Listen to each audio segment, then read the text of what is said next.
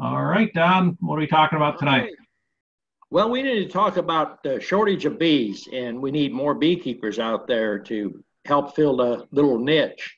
And welcome all the new people, all the new faces. Feel free to ask questions, and hopefully, I'll have an answer for you.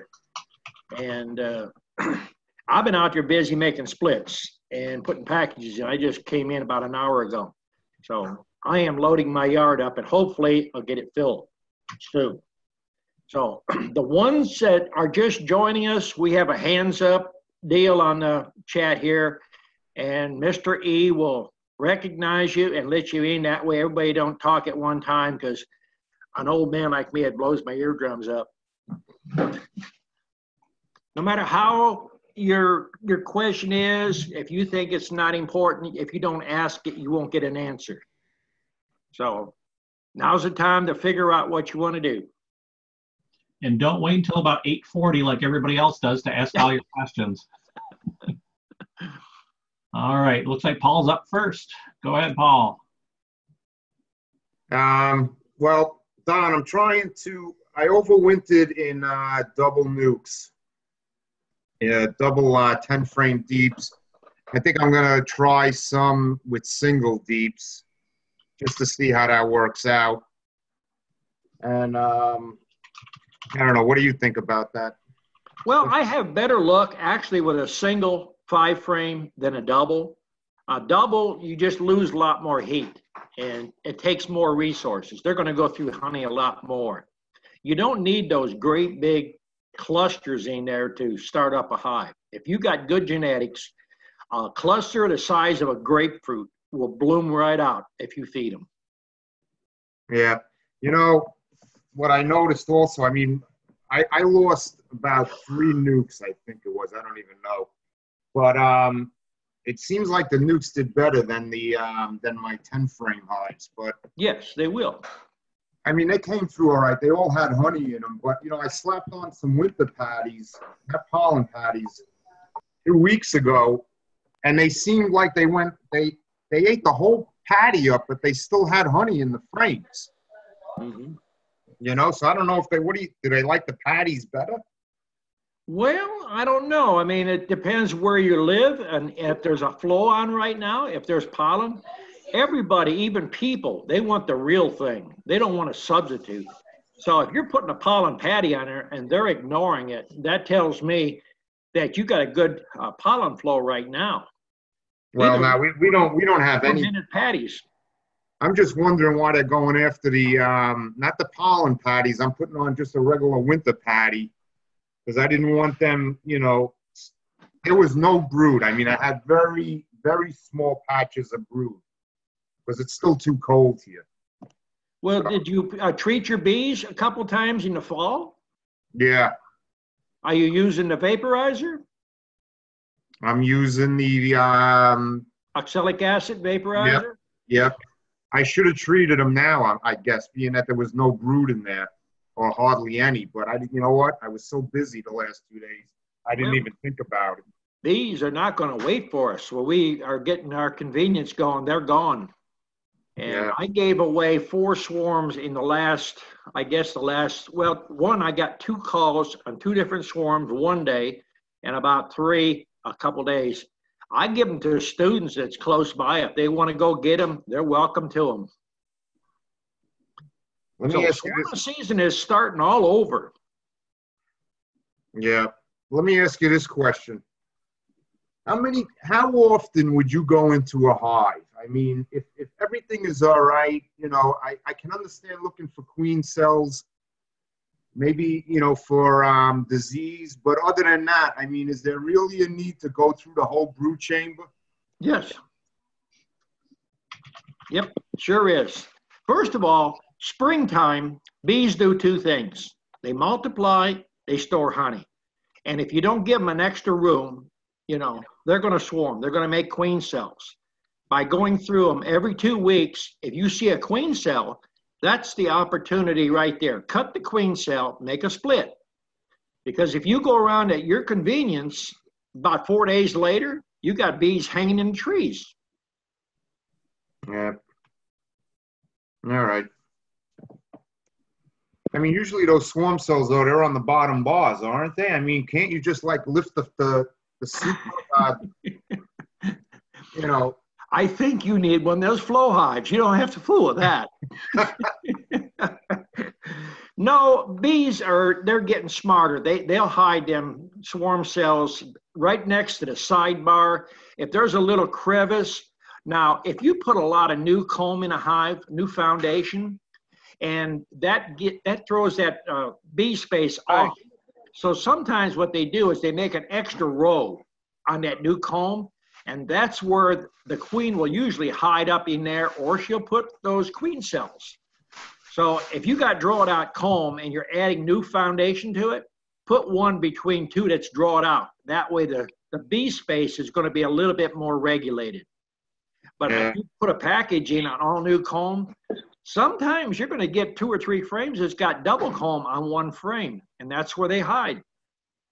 Yeah, I know. I had one or two of those frames. I noticed those today. I had 1 or 2 of those frames. I was like, geez. Well, you know, what I have in my yard, this is basically a teaching yard. So I have about 4 or 5 8-frame hives, and I call them a junk box.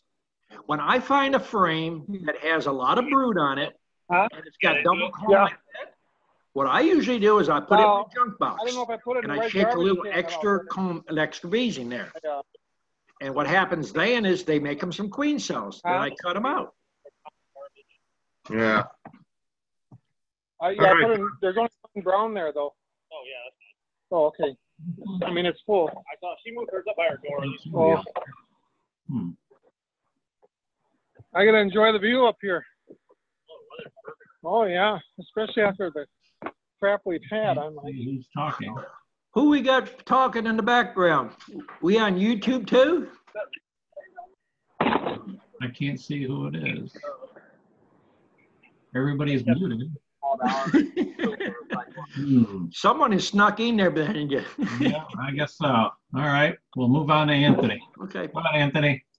Yeah, for right now, I just wanted to tell the new people how to raise their hand. If you put your cursor down the bottom of this window, you'll see a tab that says participants. And if you click on participants, another box pops up and you'll see a little tab where you can raise your hand. So that's how you ask a question. Don't be bashful. I do see a few new faces. Welcome, Amir. I never saw you be here before, so welcome to the group.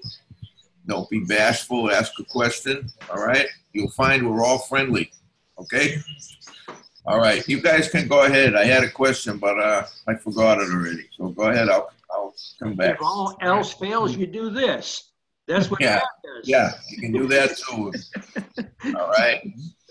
All right, over to Patricia. Go ahead, Pat. Good evening, everybody. Had a lot of swarm calls this week, so season's up and coming, and nectar flow has started for us. So we're bringing in nectar pretty hot and heavy. I wanted to know if Don could talk about queen cells a little bit, because I've had a lot of people ask about, well, if the queen cell is located here, and if the queen cell is located there, and if it's an emergency queen cell, is there really that big of a difference? I thought a queen was a queen. Well, basically, you're right. And I always try to explain things the easiest possible way. And the best way I can explain that is if you had a barn and you're a chicken farmer and you got chickens running out in the barn, and the chicken has been fertilized with roosters and lays eggs on that floor, on the ground, and they sit on it, it's going to hatch. If she goes to the second floor and hides bales of hay, it's going to hatch if she's been fertilized and sits on them. If she goes in the attic and does the same thing, it works. An egg is an egg. So there's a lot of people like to put spins on it.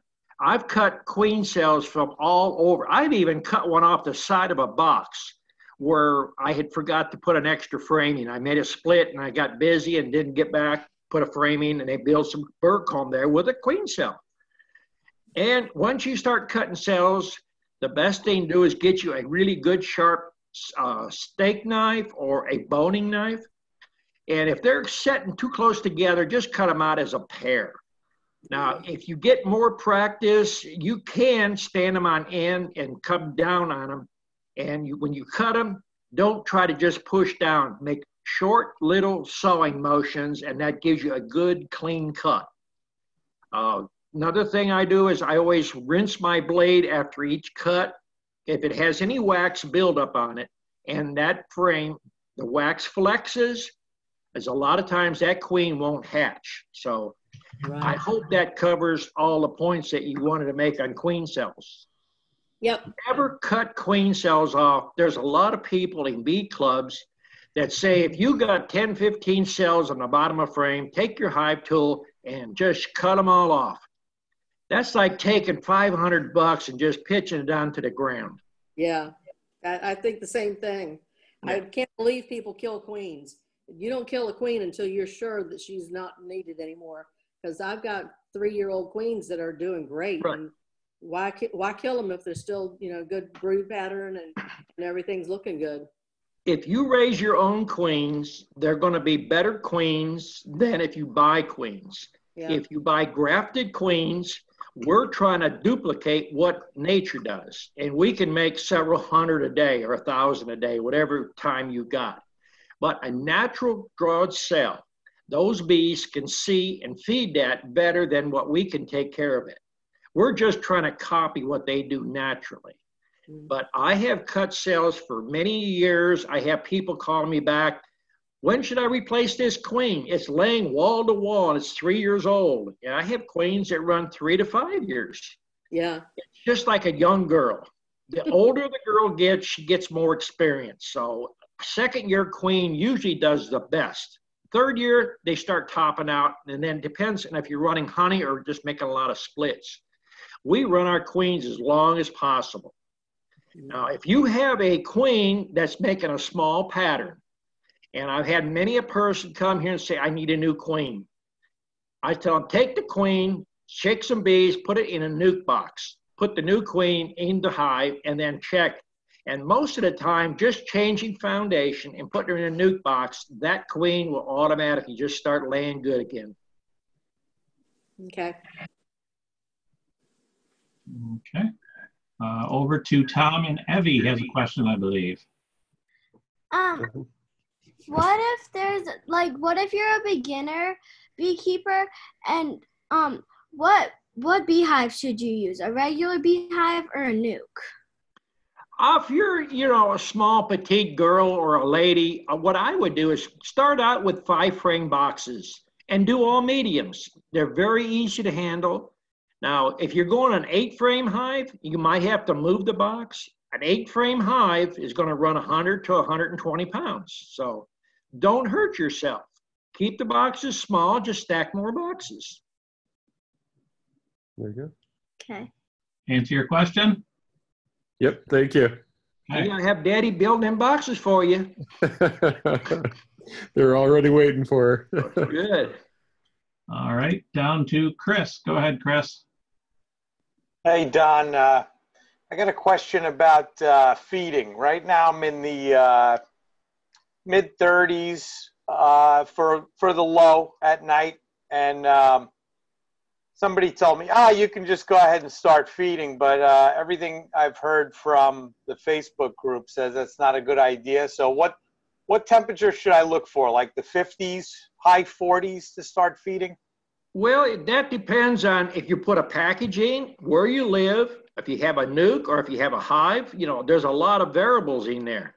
Oh, okay.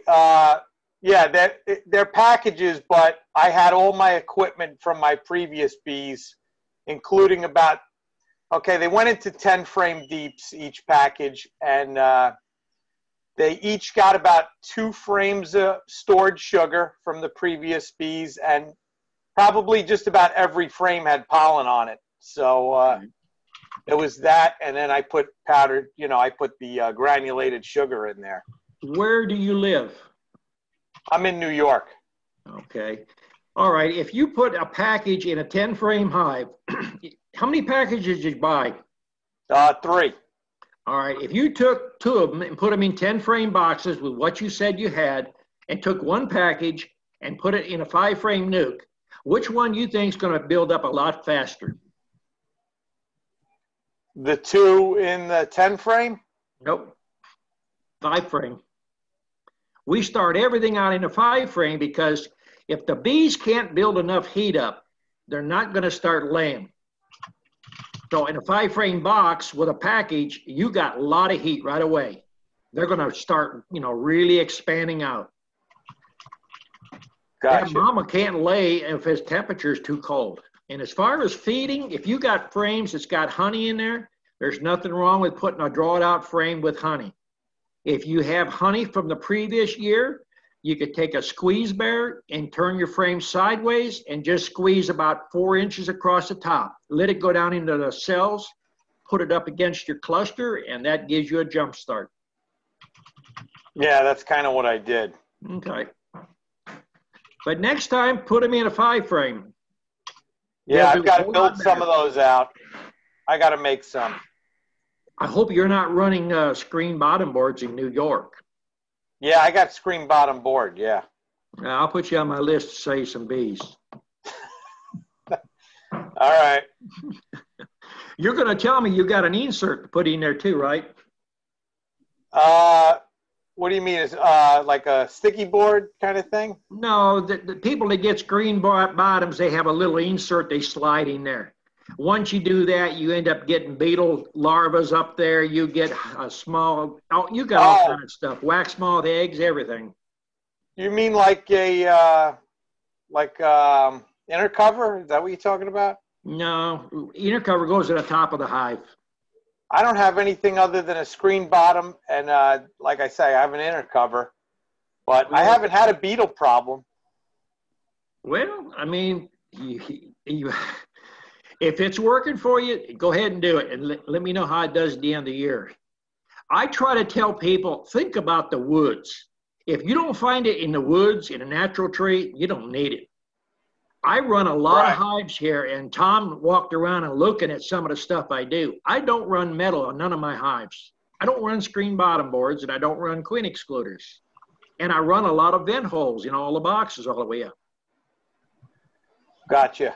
So, you could take. For me, it was just buying, the equipment as is, from the bee houses or whatever. All I'm trying to give you is advice. I'm not trying to say you nothing. If it works, it's just like a salesman selling screen doors to submarine companies. Right. That's it. Thanks. Okay.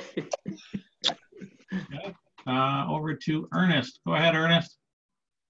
Yes, I had this frame I'm culling out, and it's full of pollen. And I noticed the, cocoons, it was loaded with cocoons. Does the bees pick those to put the pollen in because they're getting smaller, or is that just coincidence? Well, bees, every time a bee is born in there, you're going to get a buildup of cocoons. So that when the frame starts turning darker, you got enough buildup there that I change them out. But you heard what I said about a junk box. Have a junk box, which is a hive, and have a small opening on it. And when you run across frames that are not, what you want, maybe you got frames in there that's got a lot of cells that's stretched out. It's got brood in there. So you put them in your junk box and let that stuff hatch out, because if you're making queens, you need the drones. And, a lot of people, if they have a defective comb in there, double comb or a bunch of stretch stuff, they'll just cut it out and throw it on the ground. Well, you can do 2 things. You put it in your junk box and you can make queen cells with it and make use of it. Then once everything hatches out, cut it out, put new wax in it, melt it down, make new foundation, make candles. Yeah, that's what I did. I made new wax, melted it down and then remelted the second time. It come out nice. Yeah. I just noticed there's a lot of pollen in those, and I just wonder where the bees pick those to put pollen in because they're getting smaller. That was my concern. Well, you're running small cell bees, so you're running a smaller cell to start with. So, after they get a year or 2 years on them combs, they're going to get smaller. And when they get to a certain point, the bees are smart. They'll start putting pollen in there and just use them for honey. Okay, that's what I was concerned, you know. Yeah. Mm-hmm.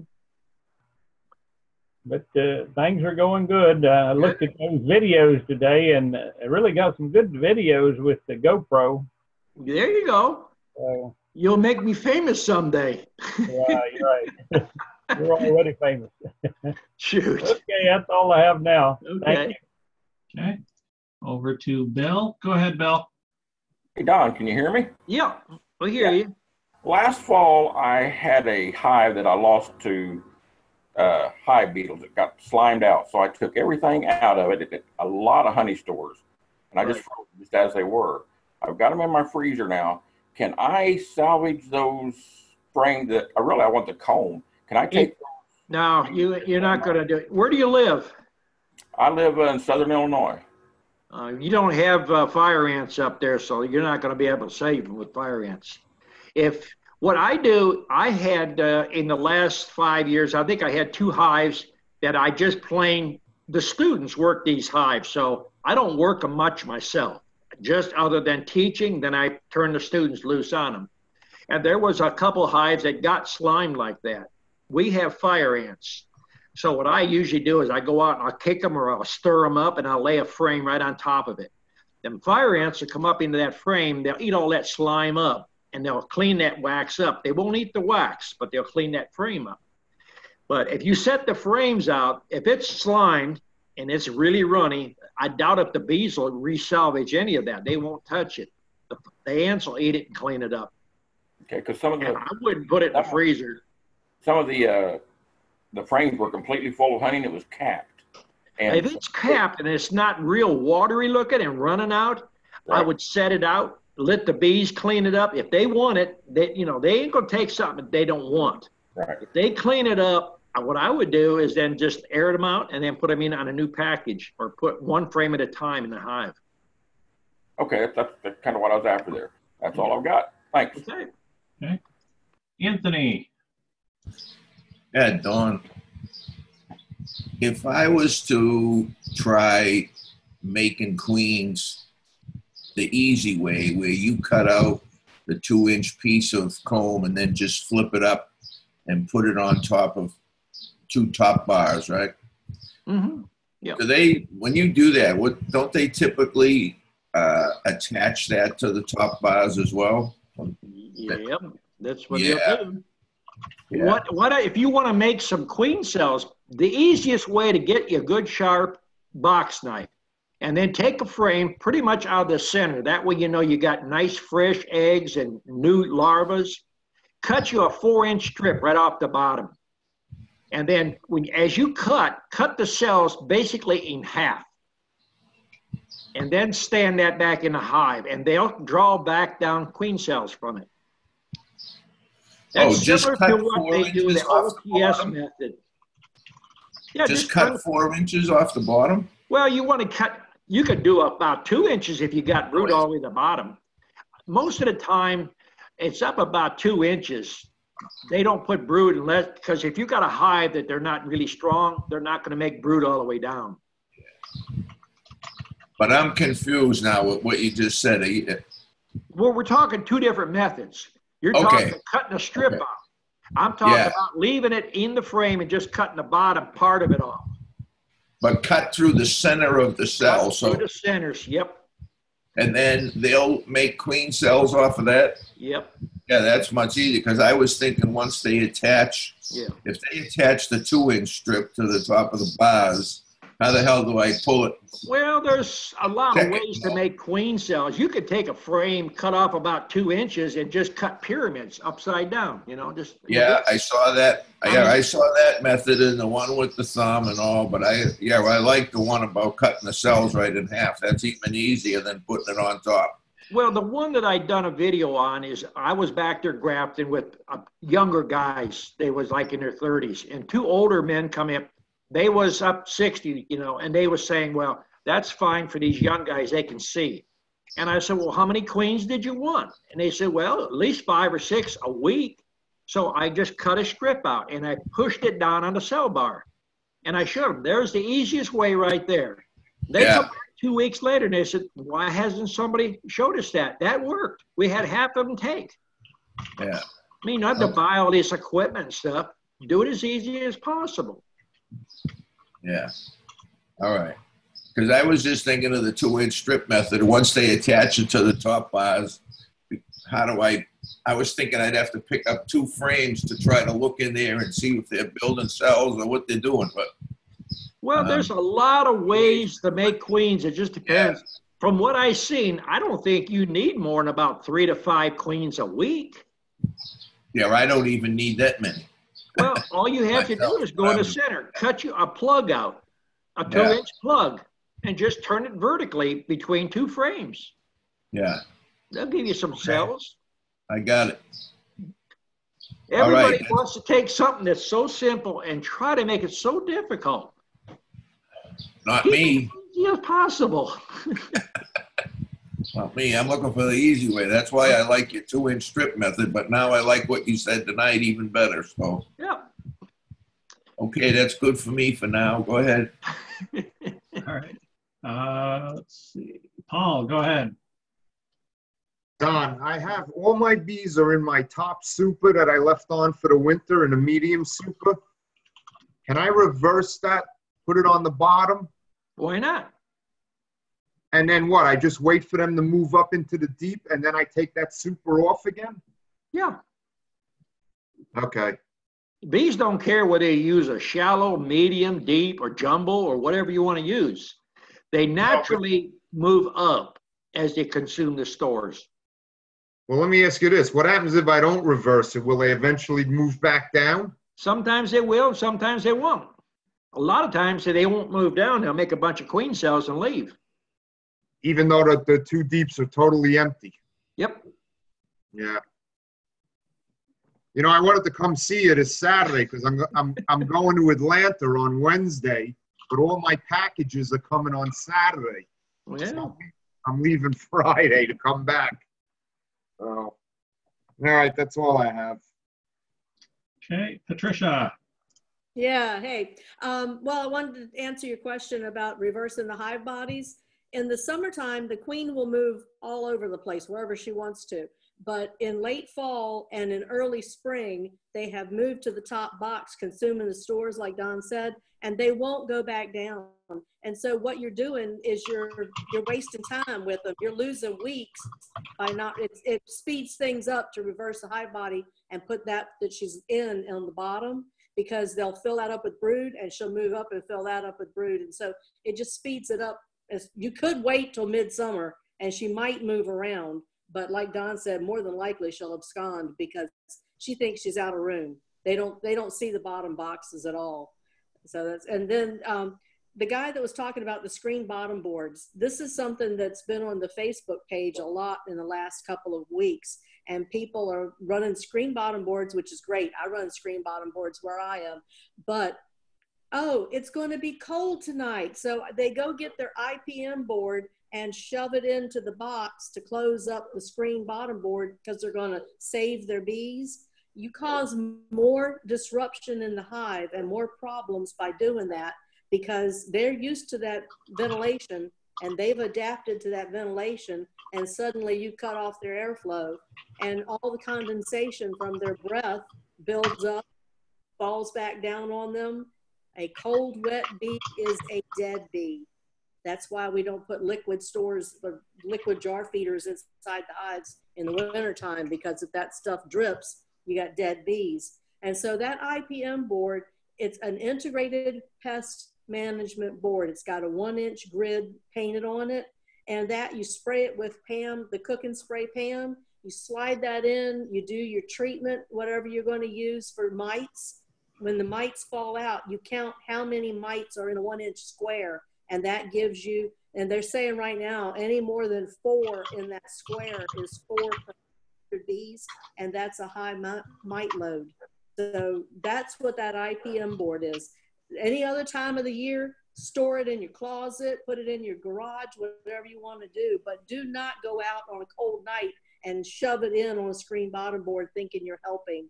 You need to be doing your winter prep back in October not trying to fix what you didn't do in late April. And so you really need to be thinking about winter in October and making sure that they've got what they need to be able to stay warm enough.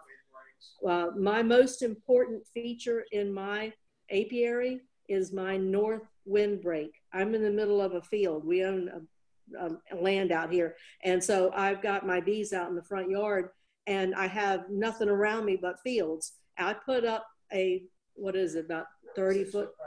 How long is it? About 50 feet of 6 foot high solid panel privacy fence behind my beehives as a northeast wind block. And if you've got your ventilation with your screen bottom boards, you need to have that wind block in place before the weather gets bad one night. And so those are things to think about this year, getting ready to go into winter this year. I don't lose bees in wintertime, so I know that that windbreak is an important feature in my bee yard. So those are things to think about. And if you didn't get it done and you moved the bees or something happened, and you can always get a bale of hay and go out there and put up a temporary wind block in October, November to protect it over the winter. If you've cleaned all of that up and we're getting ready to have a snow, because we've all had them in the last few weeks, you can grab a couple of hay bales from the feed store and put around that northeast direction and save your hives. And a lot of people lose the hives in spring, and that's the reason why they freeze. But that IPM board belongs in your closet or your garage, not in your hive. That's all. All right. Chris, does that answer your questions about the board? All right, cool. All right, Amir is up next. Go ahead, Amir. Greetings to everyone. How are you all this evening?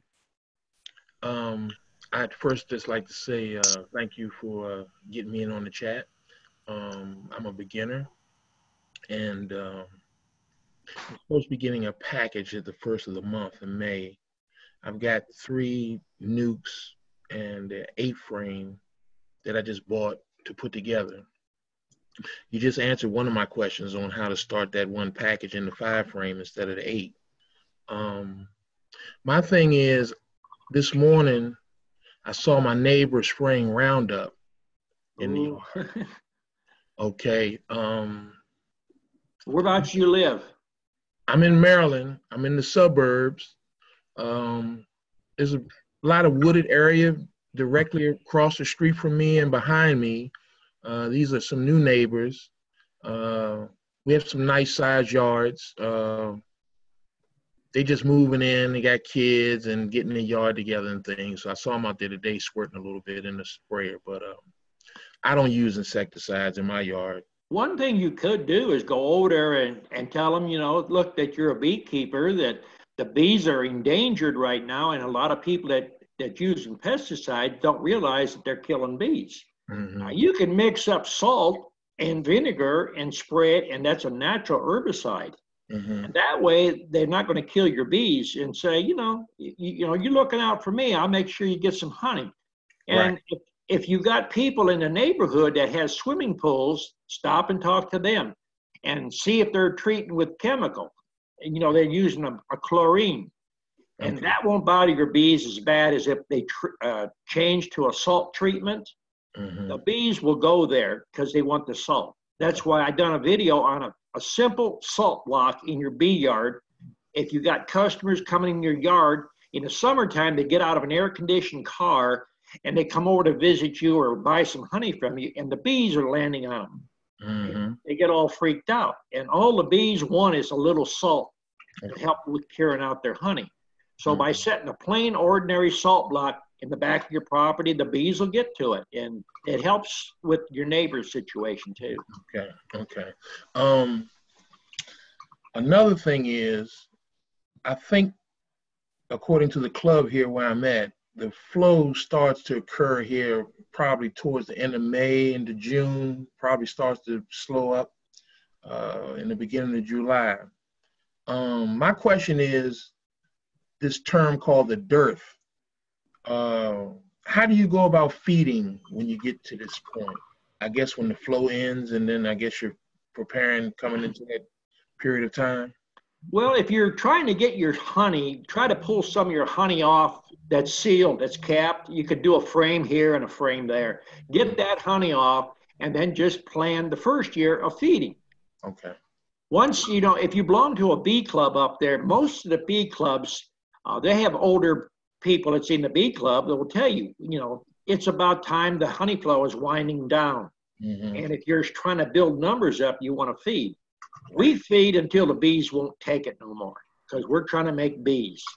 And right now, I'm pouring out buckets of actual honey that we harvested last year, because I find by feeding back honey that the bees do a whole lot better than they do on corn syrup or sugar.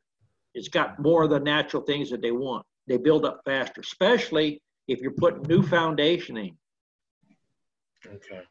Are you going to go foundationless? Are you trying to keep it natural? Are you buying comb foundation? Trying to keep it natural. I just bought a pack of some natural comb, and I was going to put the strips in and put the wire in the foundation. Well, if you're going to put the wires in yourself, or you bought the foundation with wire? No, I'm going to put them in myself with the fishing wire, with the fishing line. That's why I done a video that way, because the bees are smart. If you have vertical wires, they seem to put the best queen cells right over the wire. Mm-hmm. So by using fishing line, it'll reinforce it, and also you can take a steak knife and cut right through that fishing line, and they'll build back over it. Okay. Yeah, I bought small cell and just about 20 frames for what I got, just to get me started. Another thing, when I talked to you on the phone the other day, I guess I want to get a little more clarity about buying the wood for doing the woodwork as far as building the equipment. Mm-hmm. What do you figure, you made a distinction of the circular saw versus the band saw. Mm-hmm. And does that have something to do with the grain of the wood when it's cut, or? No, it don't have nothing to do with the grain. It has a lot to do with the finish. Okay. See, if you use a circular saw, Mm-hmm. even a brand new blade wobbles so much, it takes out 3/8 of an inch. Right. Where when I'm cutting with a bandsaw, I take out 16 thousandths. Okay. So I have a pile back there. You couldn't fill a pickup truck, and that's a year's worth of sawing out there. Okay. So, you know, and then if you use a bandsaw, you set your saw to the size you want, and then you don't have to plane the wood. It comes out that smooth. Where if you've got a circular saw, then you have to invest in a planer, and then you got more labor to run it. Right. When you first start, you can do all that. Yeah, that was the point I was getting to, because I saw a lot of people doing that with the rough wood. They had to plane it and join it and do all that stuff. So, yeah, I was trying to find the easiest route. You can get on Wood-Miser's web line or web page there and find a person that's close to you within driving distance. And normally you can buy wood right off the sawmill, and it's usually a lot cheaper than store-bought. Okay. I found one place, like I told you, had the rough oak fencing. So that's one place. There's several other places I haven't called yet, but I just want to kind of get an idea. I'm about to invest in a little table saw, and as far as equipment, I want to ask you about the brad nailers. Well, I'm not promoting a lot of different ones out there, but Harbor Freight for $20. No. I'm already there with the Harbor Freight. I'm just wondering about the size of the staples. Is it a standard size, or is it? Well, a lot of people start out, they don't want to invest a whole lot, so you can buy a combination staple and brad nailer, and you use brads to put your wedge bar in for your wax. And then you want to use 1 1/4 or 1 1/2 staple to put your boxes together. 1 1/4, 1 1/2. Yeah. All right.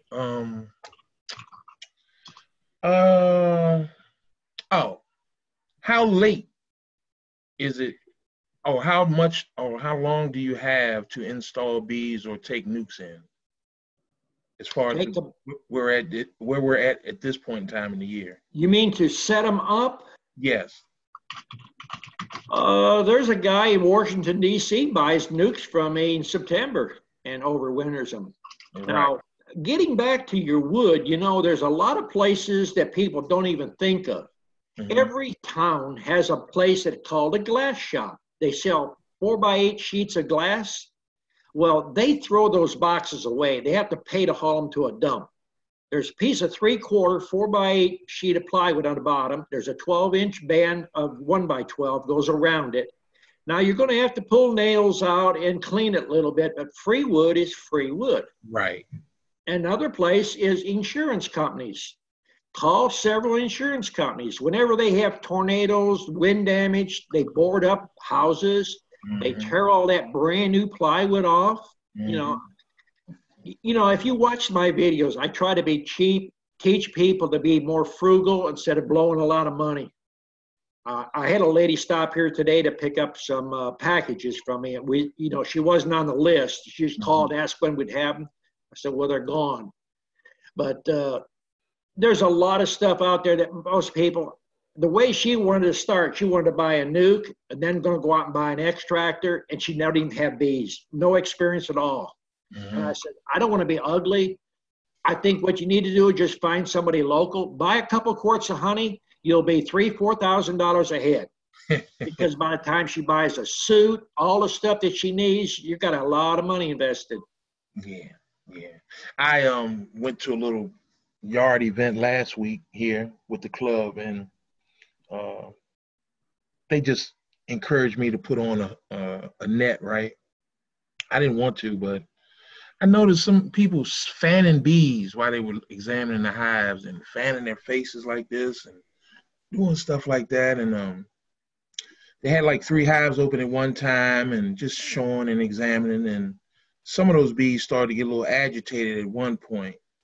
And but I didn't have a problem with them. They didn't bother me. But I just didn't understand that reaction. I just thought that most people would be a little more active. Well, sometimes it's like watching the Three Stooges out there, I mean, not everybody is a good teacher, and not everybody's going to be a good beekeeper. And if they have that much fear, then they probably should start with a full bee suit until they get their confidence up. Right. Everybody has that natural fear to them, but it's something you just get over. Okay. It's a learned skill. It's not something that you're just there. Yeah. Okay. All right. Well, that's all I can think of at the moment. Once again, I'd like to say thank you again for letting me get in. I really enjoy. I've been binge watching past chats. I really enjoy a lot of the topics, and common sense, I feel, is something that has been lost. Right. We get so much caught up in technology, and we start to depend on that instead of our own minds sometimes. Right. You have to think a little bit. And beekeeping, I say I don't know everything about bees. Everything that I'm trying to teach or tell you out here is where I've made mistakes.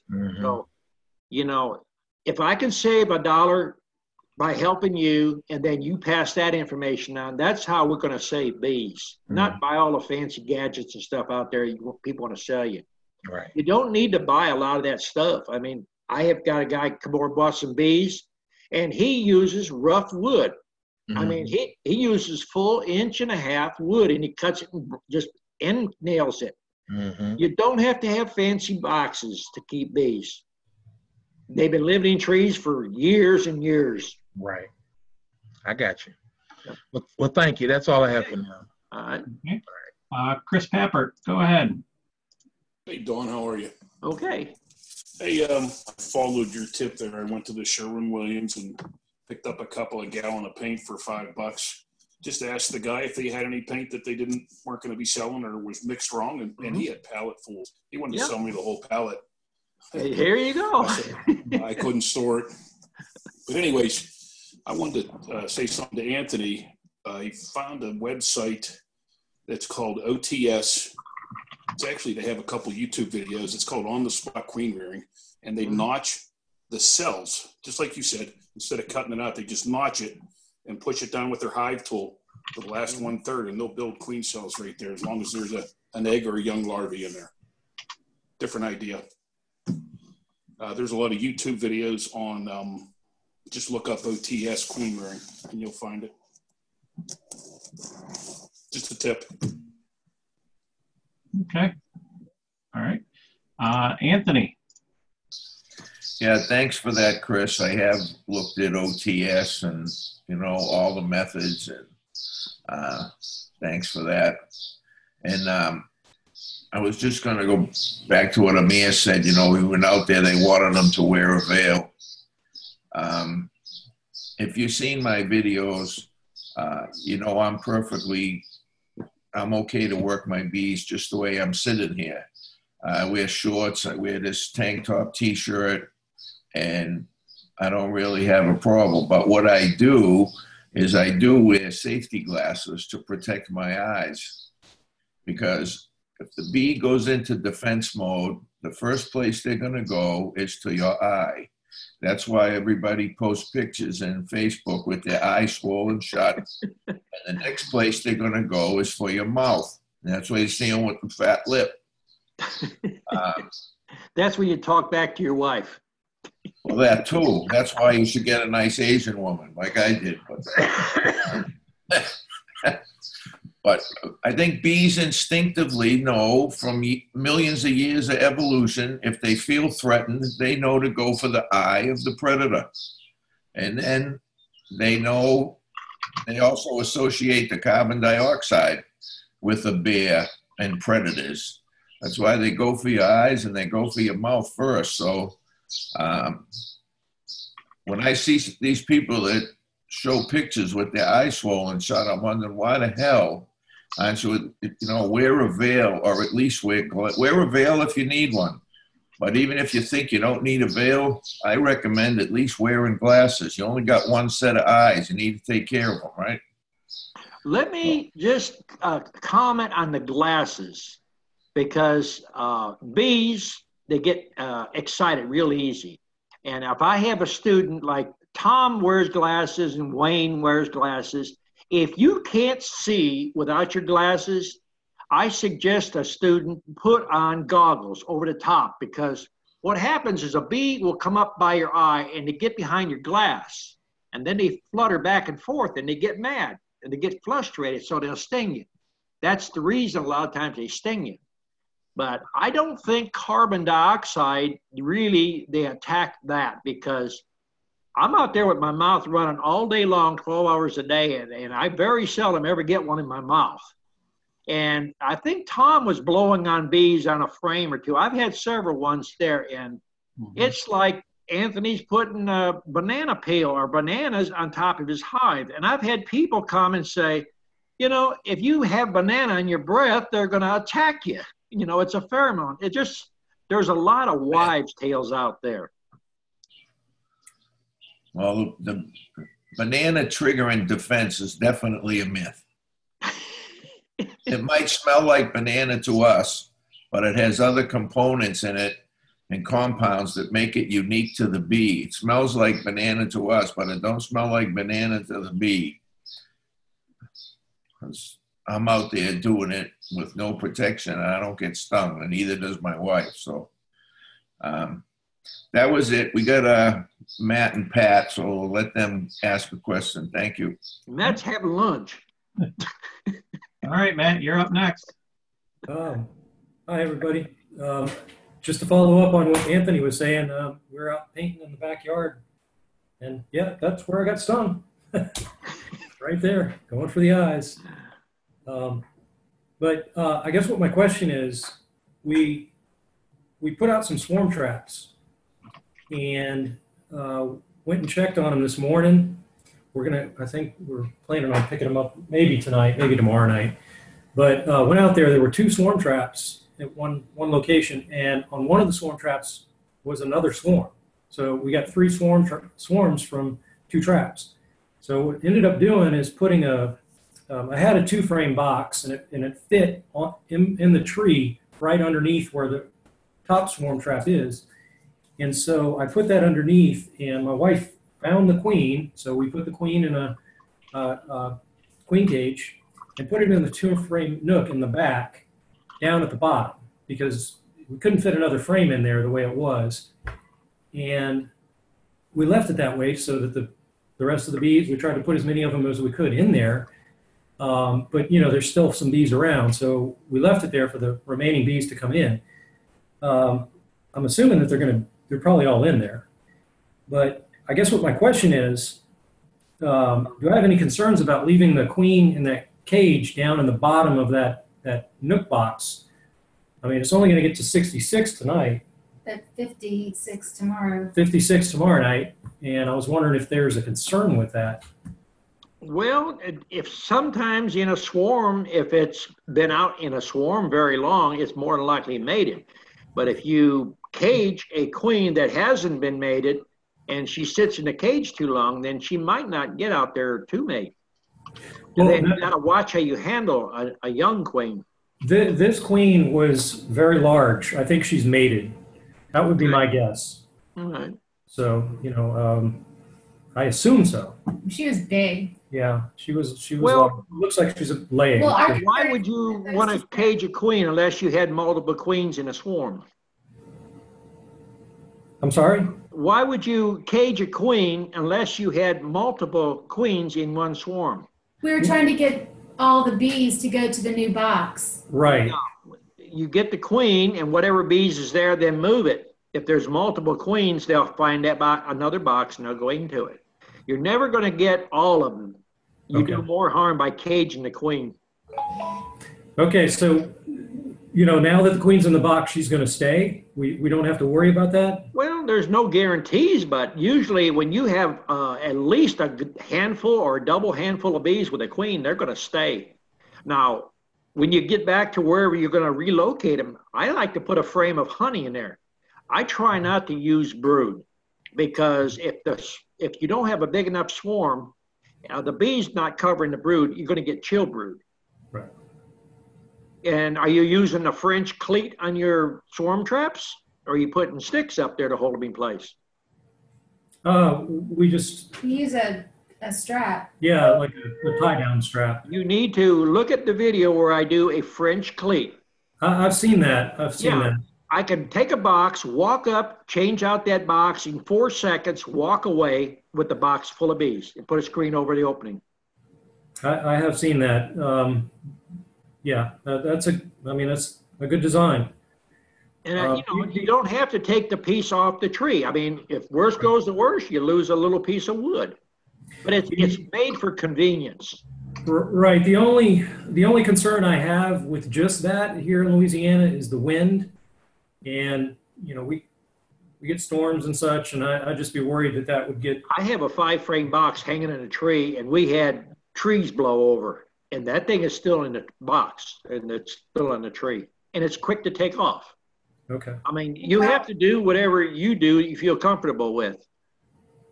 Okay. Well, we'll try that. Yeah, we'll give it a shot. Basically, all you do is just get you a small board, a 1x4, and just cut it on a 45 and nail one on the tree and the other one on your box. Yeah, I've seen your video. I agree. I just, well. Now, hours in the day. Right. We did what we had with what we had. But one final thing, just for anybody else out there that's looking to catch swarms, we've caught 4 from one spot. 4 from one spot, 1 from another. One of our hives swarmed. So it's right here in southern Louisiana. It is swarm season. They're out. And I did exactly what you recommended, Don, not putting any comb or anything in there and using lemongrass oil. Yep. And it works. Well, yeah. Don't you spend a lot of money neither. No. On the swarm boxes, I usually use old frames that are pretty well beat, that, you know, you're not going to sell them. And you can put a 1-inch starter strip in there and just the wax, and it can stay there for years, and wax moths won't bother it. Yeah, I had a wood starter strip with a little bit of wax on it. That, yeah. You know. It makes it easier getting it out of the box. But I want to talk about the temperatures now. We talked about temperatures killing bees. I had brought packages up. We shook packages in South Georgia. We brought them up, and they was brought up Friday night. This morning, they were sitting in my carport, and I looked at the temperature. It was 34 degrees, okay? And we went out there, when I got up and went out there, and we had people picking them up. And there was not even a quarter of a cup of dead bees in the bottom of those cages. So there tells you that the cold does not bother bees. And I put packaging out there and I didn't spray them one bit. I mean, there's probably a dozen different ways to put bees in when it's that cold. You don't want to wet them down. That makes sense. Okay. Yeah, definitely don't spray them. Yeah. Thank you. Thank you, Dylan. Okay. Appreciate it. Patricia. Yeah, hi, this is Amir. Welcome. Glad you joined us.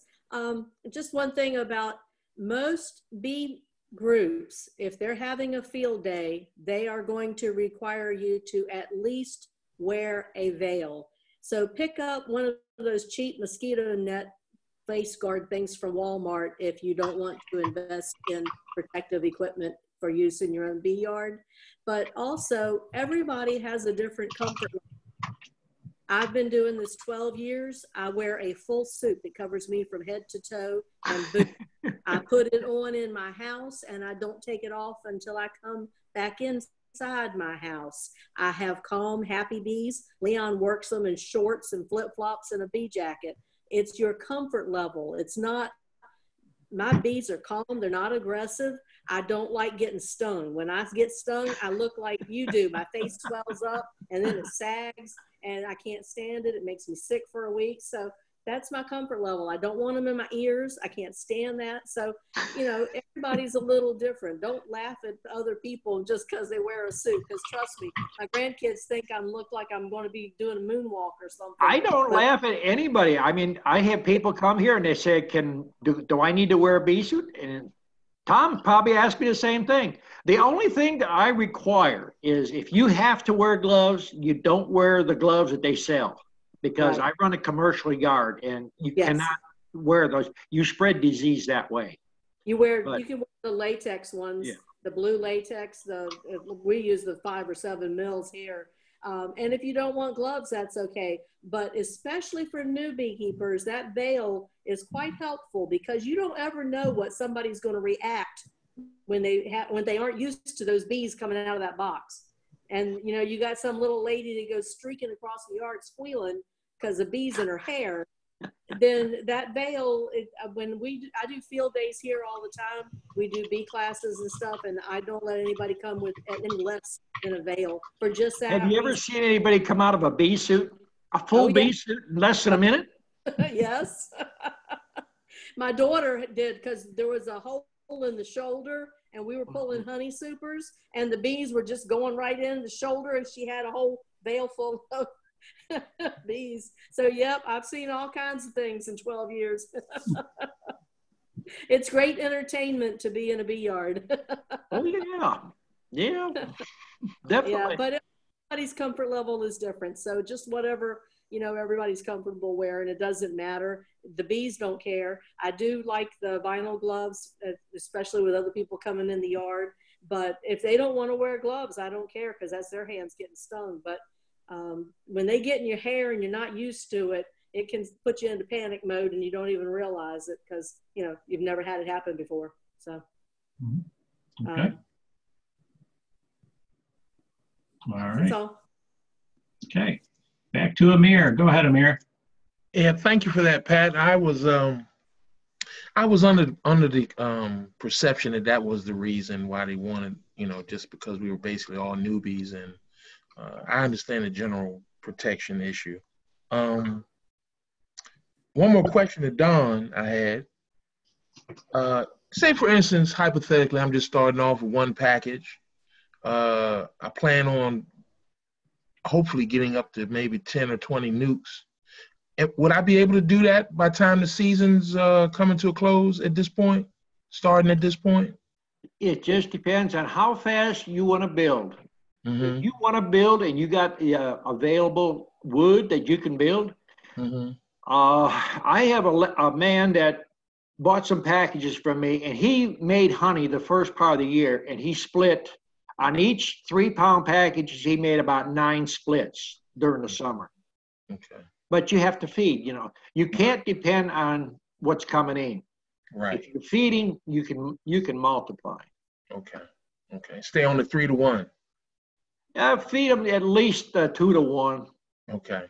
I've heard someone say here that they didn't open their hives until it gets 70 degrees. And I hear a lot of temperature discussion. So here this week, we've been up in the 50s, maybe 60 something a day. Is it too early to feed at this point? Because I've heard people.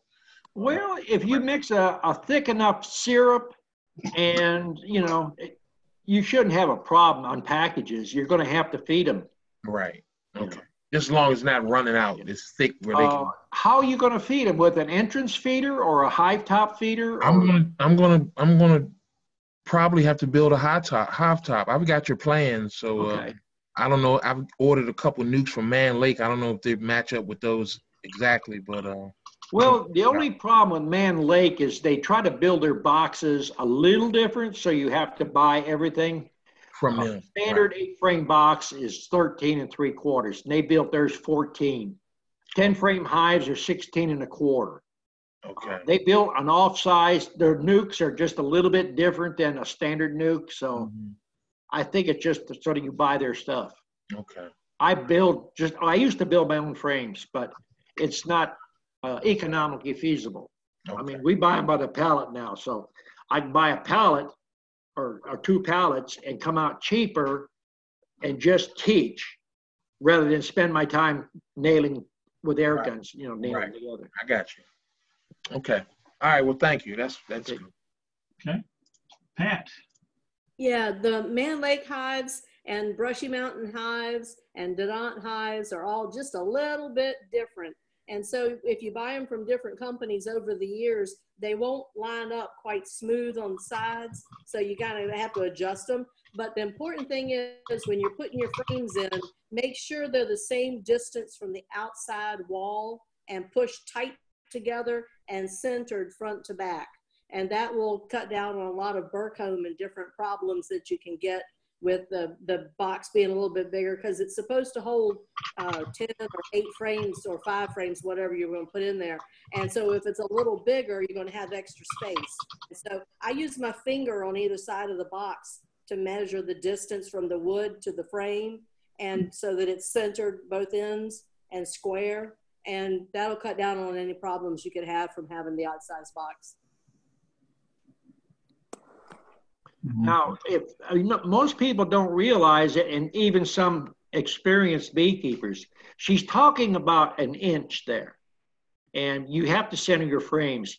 Now, do you know why the inch is there? It's actually just a hair over an inch.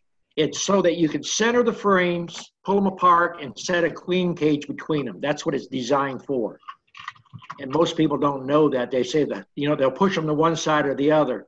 And as you work a hive, each time you pull a frame out, if you set the first one on the outside of the hive, and then you work one side of the hive to the other, each time you inspect, push the frame up gently against the next frame. Don't leave gaps and then try to center them, because if a queen happens to slip between 2 frames, you're going to squeeze the queen's head. Okay. Paul has a question.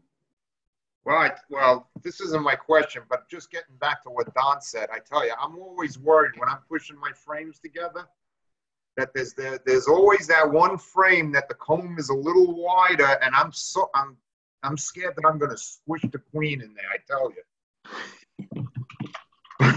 But you know, that's why I bought one of those queen catchers, and you know, maybe it's best to just catch her and leave her resting on the top until you do your hive inspection. I don't know. Yeah. But anyway, getting back to my question, Don, I have those plastic nuke boxes where your nukes come in. I guess I don't know. It's an easy nuke, I think they call it. Are those good to hang in trees for to catch swarms? No. I wouldn't. No? No. You can go to some place where they're building houses and pick up junk on their dumpster. You can nail plywood, butt joint plywood, and just make a box, and then just drill a hole in the bottom. Use some brads at the top, or you can, if you got a screw gun, you can put a couple screws in there, 4 screws, 1 in each corner. Hang it with a French cleat on a tree. You'll catch just as much.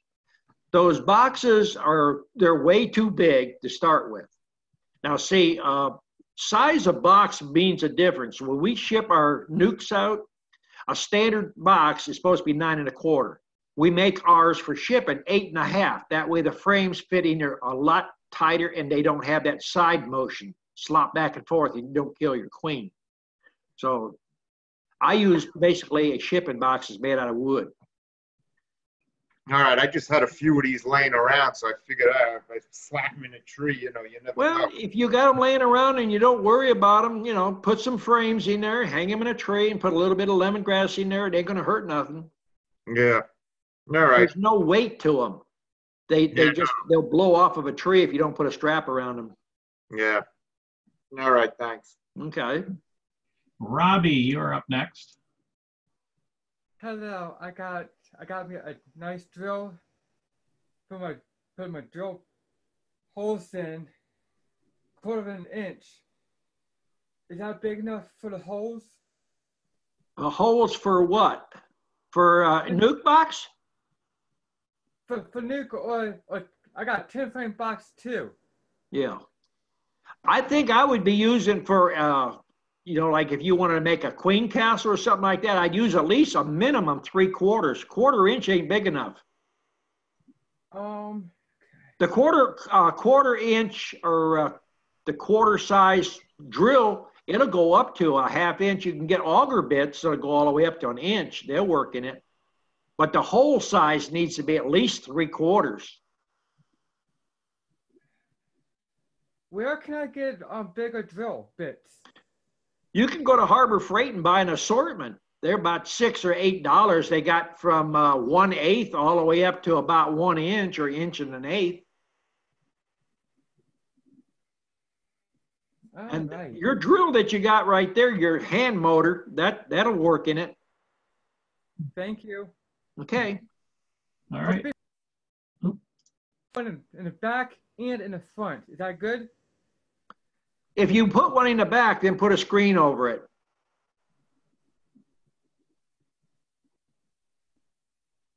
Okay. All right. Over to Matt. The last question for tonight. Okay. I just wanted to follow up on Don's answer about using any type of wood for these swarm traps. We built ours out of OSB, and they seem to work just fine. So he's absolutely right about that. The thing, if you're going to use existing boxes, I would recommend you do, because you're going to have too much space in them. And if you're moving them, one of the things you want to do is put screws on either side of the frames when you put them tight together, so that as you put it like in the back of your truck or something, it doesn't shake around and the frames separate. So, if you're building them from scratch, you can build them as tight as the frames are. 8.5. And I picked up a box from 90 miles away, and those bees are fine. The comb's fine, everything. So, if that helps you any, just to follow up on what Don was telling you. And also, the other thing I want to mention about the comb and the frames, if you put the frames together like that, really tight, we started with starter strips in these swarm boxes, and the comb is perfectly straight right down the middle because the frames were all pushed together. I think we've been lazy with our beekeeping, and some of our boxes that weren't swarm traps, or you got burr comb and all that. But if you put those frames right together, like we're talking about, they can build it straight. The freebies are the best. Yeah, they're nice. They were nice and gentle. Very, very good temper. Luckily, we got lucky, at least with these so far. That's all I had. Thanks, Don. Okay. Okay, so that will cover it for tonight. We got everybody in, and thank you, Don. We'll see everybody in 2 weeks. I appreciate everybody showing up. Everybody have a good evening.